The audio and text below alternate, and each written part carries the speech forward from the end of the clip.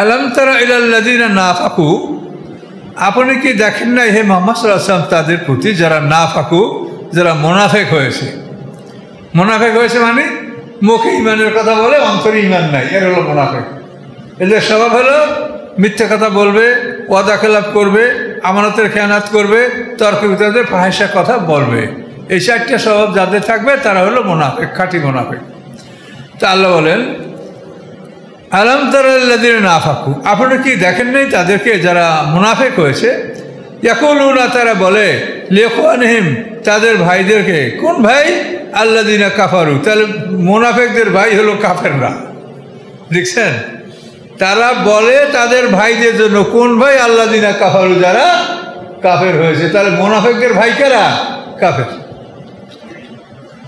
এই কাফের কারা? মিন আহলিল কিতাব, এই কাফেররা কারা? আহলে কিতাব থেকে। তাহলে আহলে কিতাব থেকে এই লোকগুলি কাফের, আর মুনাফিকদের সম্পর্ক এই আহলে কিতাবদের সাথে ছিল, যেহেতু এরাই অত্যন্ত ষড়যন্ত্রকারী, কূটকৌশলী, বুদ্ধি বিবেচনা এই আহলে কিতাবদের আছে। এই জন্য মুনাফিকরা ওদের সাথে বন্ধুত্ব করত। আচ্ছা, কি বললো তারা? লাইন উখরিজতুম লানাখরুজান্না মাআকুম, তোমাদেরকে যদি বহিষ্কার করা হয় তো আমরাও তোমাদের সাথে বহিষ্কার হয়ে যাব। ওয়ালা নুতিউ ফীকুম আহাদান আবাদা, এবং তোমাদের ব্যাপারে আমরা কারো আনুগত্য করব না।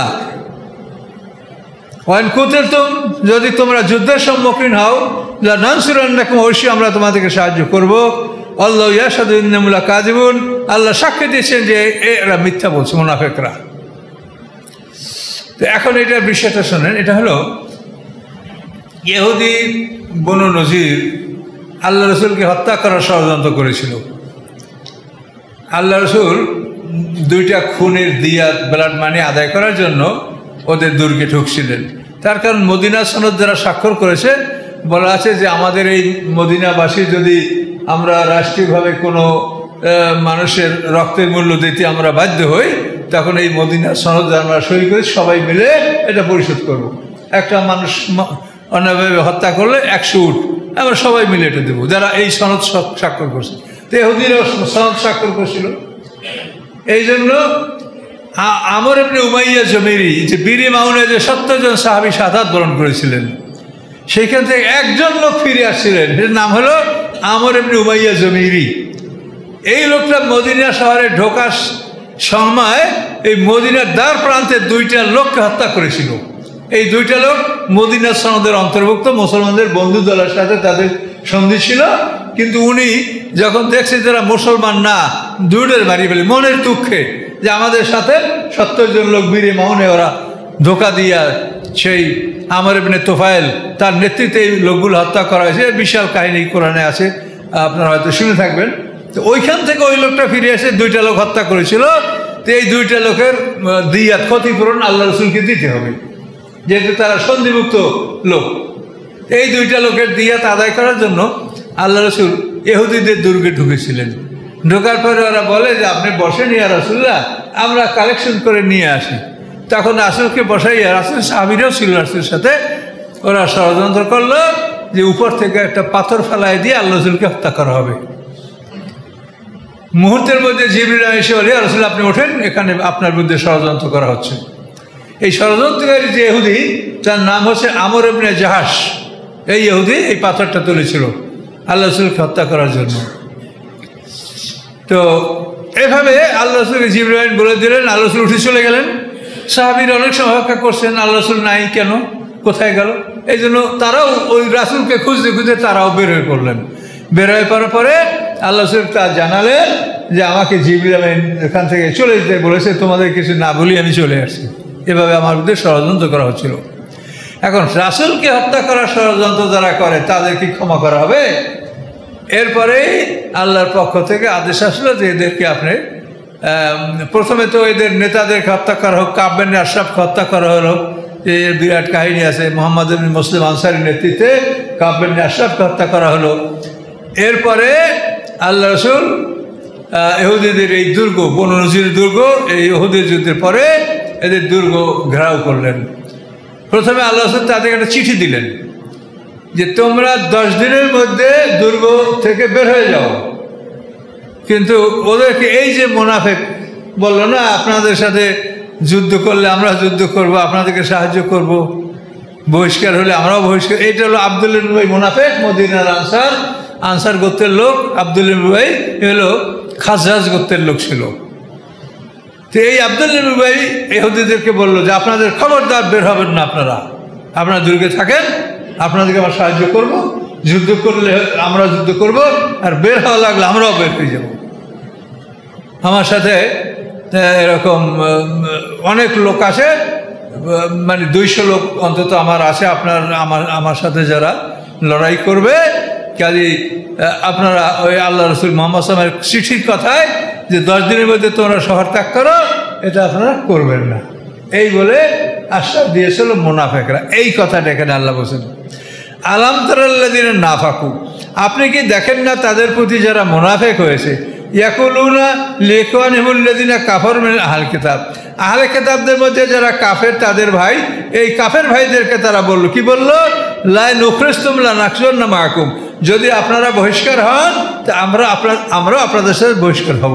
ওয়ালা নুতিউ ফীকুম আহাদান আবাদা, আপনাদের ব্যাপারে আমরা কারো আনুগত্য করব না, আপনাদের বহিষ্কার হন আমরাও বহিষ্কার হয়ে যাব। বলেন কুতিলতুম, আর যদি আপনারা যুদ্ধের সম্মুখীন হন, লানানসুরান্নাকুম, আমরা আপনাদেরকে সাহায্য করব। এখন আল্লাহ বলছেন কি, আল্লাহু ইয়াশহাদু ইন্নাহুম লাকাযিবুন, আল্লাহ সাক্ষী দিয়েছে যে ওরা মিথ্যাবাদী। পরবর্তীতে যখন এদেরকে আল্লাহ রাসূল ঘেরাও করলেন, ওরা 10 দিনের মধ্যে আল্লাহ রাসূল বের হতে বললেন, বের হলো না। যখন ওদেরকে ঘেরাও করলেন তো 20-21 দিনের পরে ওরা আত্মসমর্পণ করলো। ওরা বুঝতে পারলো যে আমাদের উপায় নাই আত্মসমর্পণ না করে। তখন আল্লাহ রাসূল তাদেরকে আদেশ দিলেন যে তোমরা এক একটা পরিবার একটা উঠে যা তোমরা আসবাব সামান নিয়ে যেতে পারো এগুলো তোমরা নিয়ে চলে যাও। যুদ্ধের অস্ত্র ছাড়া অন্য যে সমস্ত তোমাদের প্রয়োজনীয় জিনিস যেটা ভালো মনে করো, এক উটের বোঝা তোমরা এক পরিবার নিয়ে মদিনা থেকে বের হয়ে যাও।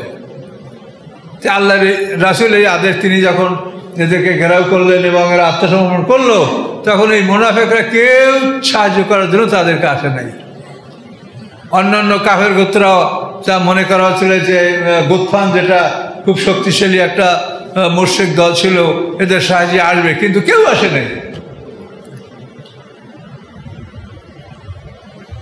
আল্লাহ বলেন যে আল্লাহু ইয়াশহাদু ইন্নাহুম লাকাযিবুন, এই মুনাফিকরা হলো মিথ্যাবাদী। ওয়ালা নুখরিজু লা ইয়াখরুজুনা মাআহুম, যদি এদেরকে বহিষ্কার করা হয় ওই মুনাফিকরা তাদের সাথে বহিষ্কার হবে না। ওয়ালা ইন কুতিলু, যদি তাদের বিরুদ্ধে লড়াই করা হয়, লা ইয়ানসুরুনহুম, এই মুনাফিকরা তাদেরকে সাহায্য করবে না। আর ওয়ালা ইন নাসারহুম, ধরে নেন যদি সাহায্য করেও, লা ইউল্লুনাল আদবার, তারা পিঠ প্রদর্শন করে পালায়ন করবে, মাঠে থাকবে না যুদ্ধের। মুনাফিকরা যুদ্ধের মাঠে থাকে। সুম্মা লা ইউনসারুন, তারপরে আর এরা কোনো সাহায্য প্রাপ্ত হবে না, অর্থাৎ ইহুদিরা কোনো সাহায্য প্রাপ্ত কোনো দিক থেকে হবে না। এটা আল্লাহ বললেন এই ঘটনা। লানতুম আসাদ্দু রহবাতান বিসুদুরি মিনাল্লাহ, আল্লাহ বলেন হে মুমিনগণ, তোমরা কঠিন ভয়ের বিষয় তাদের অন্তরে আল্লাহ সেতেও, মানে আল্লাহ চাইতে তোমাকে ওরা ভয় করে বেশি। যেহেতু ওদের মধ্যে ঈমান নাই, আল্লাহ চাইতে ওরা মুসলমানদেরকে বেশি ভয় করে, যে এরা মহাবিপদ আমাদের জন্য। এই মুনাফিকরা যালিকা বিআন্নাহুম কওমুন লা ইয়াফকাহুন, এই জন্য যে তারা এমন একটা সম্প্রদায় যে তারা বোঝে না, তারা পরকালকে চিনে না, তারা বোঝে না, যার জন্য এই অবস্থাটা তাদের। লা ইউকাতিলুনাকুম জামিয়ান ইল্লা ফি কুরাম মুহাসসানা, আল্লাহ বলেন এই ইহুদিরা কখনোই তোমাদের লড়াই করবে না, ইল্লা ফি কুরাম মুহাসসানা, সুপ্রতিষ্ঠিত দুর্গের ভিতরে সারা, দুর্গের মধ্যে থেকে তোমাদের সাথে যুদ্ধ, তীর তলোয়ার নিক্ষেপ করে পাথর মারবে, এটা করবে। আমরা যুদুর, অথবা দেয়ালের ভিতর থেকে তোমাদের বিরুদ্ধে লড়াই করবে, সামনাসামনি তোমাদের বিরুদ্ধে এসে এরা লড়াই করবে না। কেন? বাসুম বাইনাহুম শাদীদ, তাদের মধ্যে অনেক আপোষের অমিল আছে, ঝগড়া আছে, আপোষেও তাদের মধ্যে মানে একটা ভ্রাতৃত্বপূর্ণ যে ভাব মুসলমানদের, এরকম ভ্রাতৃত্বপূর্ণ ভাব ওদের আপনদের মধ্যে নাই। তাহলে আল্লাহ বলে দিলেন, মুসলমান জানা দিলেন যে ওরা যুদ্ধ করলে সুরক্ষিত দুর্গের মধ্যে থেকে যুদ্ধ করবে, অথবা কোনো ওয়ালের ভিতর থেকে ওরা যুদ্ধ করবে, তাদের মধ্যে নিজেদের মধ্যেই প্রচণ্ড গণ্ডগোল এবং অমিল এটা রয়েছে। তাহসাবুহুম জামিয়া, তোমরা ধারণা করো যে তারা সব মানে একত্রিত আছে, একটা হয়ে আছে, কিন্তু কুলুবুহুম শাত্তা, তাদের অন্তরগুলি বিভিন্নমুখী, তাদের মনগুলি এক নয়। যালিকা বিআন্নাহুম কওমুন লা ইয়াকিলুন, এটা এই জন্য যে তারা এমন একটা জাতি যে তাদের জ্ঞান নাই। এই জ্ঞান না থাকার কারণে তাদের মধ্যে এই অবস্থাটা সৃষ্টি হয়েছে।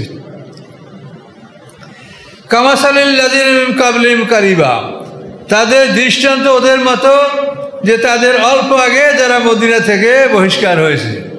এদের অল্প আগে মদিনা থেকে বহিষ্কার হয়েছে বদরের যুদ্ধের পরে ইহুদি বনু কাইনুকা। এগুলি আপনারা তাফসির থেকে ভালো করে পড়বেন, তাহলে এগুলো আপনারা মনে রাখতে পারবেন না। মোটামুটি ঘটনা মনে থাকবে, কিন্তু বিস্তারিত বিষয়টা তাফসির থেকে পড়বেন। তাফসিরে সূরা হাশর এটা সব লিখিত পাবেন, বারবার পড়লে জিনিসটা আপনাদের আয়ত্তে আসবে। আল্লাহ বলেন কামাসালিল লাযিনা মিন ক্বাবলিহিম, তাদের দৃষ্টান্ত তাদের পূর্ববর্তীদের, ক্বাবলিহিম কারিবা মানে এই অল্প আগে। কারা? ইহুদি বনু কাইনুকা।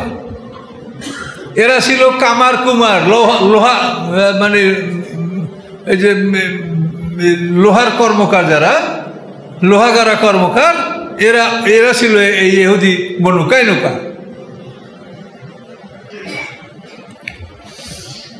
যাকু আবাল আমরিম, তারা তাদের শাস্তির স্বাদ গ্রহণ করেছে। আলাহুম আযাবুন আলীম, তাদের রয়েছে বেদনাদায়ক শাস্তি। এই ইহুদি কাইনুকা মদিনা শহরের ভিতরেই তাদের দুর্গ ছিল। তো বদরের যুদ্ধে যখন মুসলমানরা জিতল, তখন এদের গায়ে আগুন ধরে গেল। এরা মুসলমানদেরকে উপহাস করে, ঠাট্টা করে এবং বলে, হ্যাঁ তোমরা একটা অশিক্ষিত জাতির সাথে যুদ্ধ করেছো, ওরা হলো উম্মি, আমরা শিক্ষিত, আমরা আহলে কিতাব, আমাদের সাথে যুদ্ধ হলে বুঝতে পারতে যুদ্ধ কাকে বলে। তো ওদের সাথে যুদ্ধে জিতেছে, তোমরা অহংকার করো না। মুসলমান থেকে এরকম ওরা কথা বলতো, মুসলমানদের বিরুদ্ধে কবিতা রচনা করত। তো বিশেষ করে ঘটনাটা আরও ত্বরান্বিত হলো এভাবে যে একজন মুসলিম নারী ওই কোনো এক ইহুদি কর্মকারের কাছে তার কাজ ছিল। সেই দুধ বিক্রি করে মহিলা ওই তার যে কর্মকারের কাছে কাজ ছিল সেখানে বসেছে, তার কাজ ছেড়ে ওই যা ওখানে করতে দিয়ে নিয়ে চলে যাবে। কিন্তু এখন ইহুদির ওই মহিলার সাথে নানা ধরনের খোসা মোসা, যেটাকে ইপটিজিং বলে সাধারণত, এই আচরণ শুরু করে দিল। এখন মুসলিম মহিলা লজ্জায় কিছু বলে না, কিন্তু ওরা এই তার সাথে নানা রকম কথাবার্তা, হাসি মাস্কারি তামাশা করতে গিয়া এমন একটা কাজ করলো তো অদ্ভুত, যে ওর মাথার ওড়নার সাথে পরনের যে ইয়ে ছিল, মানে এটাকে বলে ছায়া বা ওই ধরনের যেটা আরবরা পড়তো, এইটা গিট দিয়ে দিছে ফাঁকে, যা ও মহিলা অনুভব করতে পারে নাই। এই মহিলা তার কাজ ছেড়ে যখন দাঁড়াইছে, দাঁড়ানোর পরে তার পরনের কাপড় উল্টে গেছে, মাথার কাপড়ের সাথে পিছনের কাপড় গিট দেওয়া। তখন ওই মহিলা চিৎকার করতে শুরু করছে যে মানে আমার বেইজ্জত হয়ে গেল, কি হলো? তখন ওই মহিলার ভাই আসলো, এসে ওই ইহুদিকে হত্যা করলো, খুন করে ফেললো। ইহুদিকে খুন করে এই মুসলমানও যাইতে পারে নাই, অন্যান্য ইহুদিরা আবার এই মুসলমানকে হত্যা করলো। এই ঘটনাটাই ইহুদি বনু কাইনুকাদেরকে মদিনা থেকে বহিষ্কার করার এটা কারণ। এরপরে আল্লাহ রাসূল তাদেরকে আদেশ করলেন, শেষ পর্যন্ত তারাও বেশ কিছুদিন দুর্গ অবরোধ করে রাখার পরে 15 দিন বা 17 দিন বা এরকম সামথিং কম বেশি তাদের দুর্গ অবরোধ করার পরে আত্মসমর্পণ করলো। এবং তাদের বিরুদ্ধে যে আল্লাহ রসুল কোনো অ্যাকশন নেবেন, এটা এই আব্দুল ইবনে মুনাফিক, যার কথা আপনি শুনলেন যে ইহুদিদেরকে প্রতিশ্রুতি দিয়েছে, এই ইহুদিদের পক্ষে উনি ভীষণভাবে আপত্তি করলেন। আল্লাহ রসুল, ইয়া রাসূলুল্লাহ, এরা আমার বন্ধু দল, এদেরকে আপনি ক্ষমা করেন, এদের উপর অত্যাচার করবেন না। আল্লাহ রসুল একারে জামা ধরিয়া ওই আব্দুল মুনাফিক আল্লাহ রসুলকে অন্য বিনয় করতে লাগলো। তখন আসার বলে, ইয়া রাসূলুল্লাহ, ওর মনে বড় কষ্ট, ও মদিনার গভর্নর হবে, আপনি আসছেন তখন তো আর গভর্নর হওয়া বন্ধ হয়ে গেছে, কাজে ওর মনে বড় দুঃখ, কাজে ও যা আবেদন করে আপনি মঞ্জুর করেন। আনসাররাও সুপারিশ করলো। শেষ পর্যন্ত আল্লাহ রসুল তাদের কিছু মাল আসবাব নিয়ে তাদেরকে দেশান্তর হওয়ার জন্য আদেশ দিলেন, তারা দেশান্তরিত হলো। কিন্তু এই লোকগুলি পরবর্তীতে, যদিও আল্লাহ রসুল তাদেরকে হত্যা করেন নাই, কিন্তু মদিনা থেকে বের হওয়ার কিছুকাল পরে এই লোকগুলি সবই মারা গেছে। কোনো প্লেগ বা অন্য এমন কোনো দুরারোগ্য ব্যাধিতা হয়ে এই লোকগুলো সব ইহুদিরা মারা গেছে। এই কথাটা আল্লাহ বলছেন যে তোমাদের আগে অল্প আগে এই লোকগুলি ইহুদি বনু কাইনুকা এরা মদিনা শহর থেকে বহিষ্কার হয়েছে।